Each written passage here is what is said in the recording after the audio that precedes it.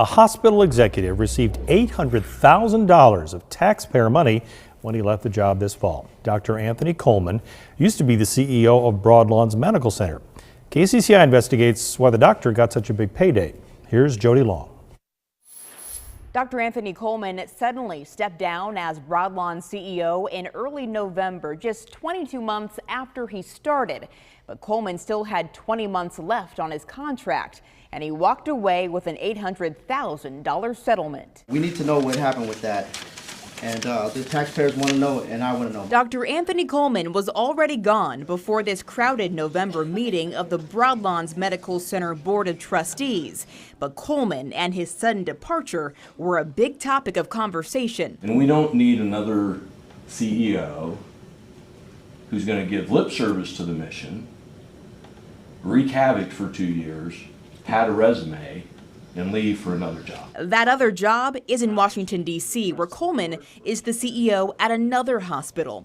Broadlawns, which is owned and operated by Polk County, sent out this news release on November 2nd, announcing Coleman was out. Board Chairman Dave Miglin thanked Coleman for his contributions in that news release and wished him well.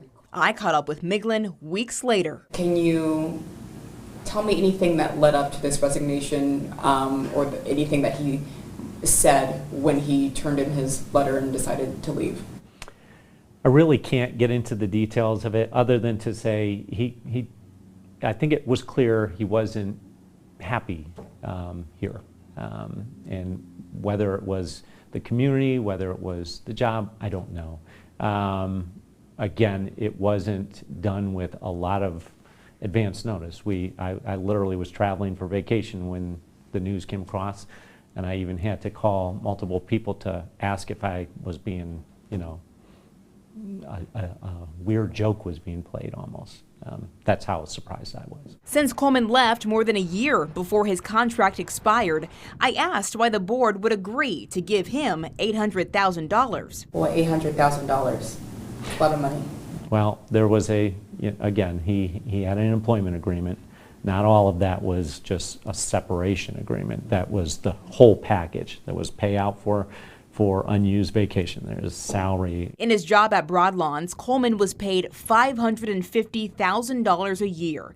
According to the settlement agreement, the $800,000 he was paid includes his salary, $134,000 for anticipated bonuses, a little more than $52,600 for unused paid time off, and nearly $63,400 to settle unspecified claims, including any claims for attorney's fees. It's a very demanding job, and we know that to get the right talent, it's going to cost money to do that, and sometimes those employment agreements have those kind of conditions in there, but it wasn't entirely a severance package. That was just part of the contract. Was there a real threat that Dr. Coleman could pursue litigation against the hospital?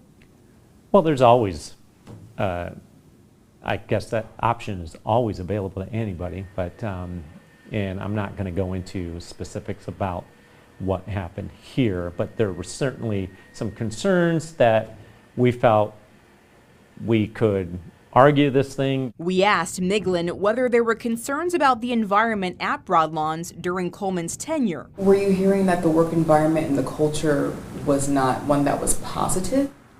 By some. There's no question. Again, we certainly heard from a couple of employees directly, and we investigated.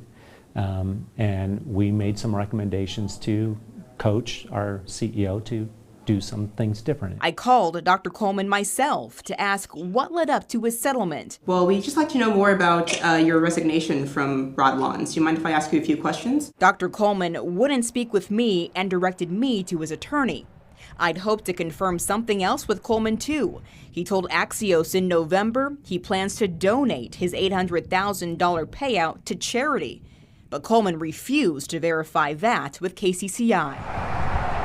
Back at Broadlawns, the focus is now on the future. And we do want this to be a well-functioning environment here. The search for a new CEO is underway. It's similar to the process used to hire Coleman, involving a specialized search committee, Broadlawns physicians, and community members.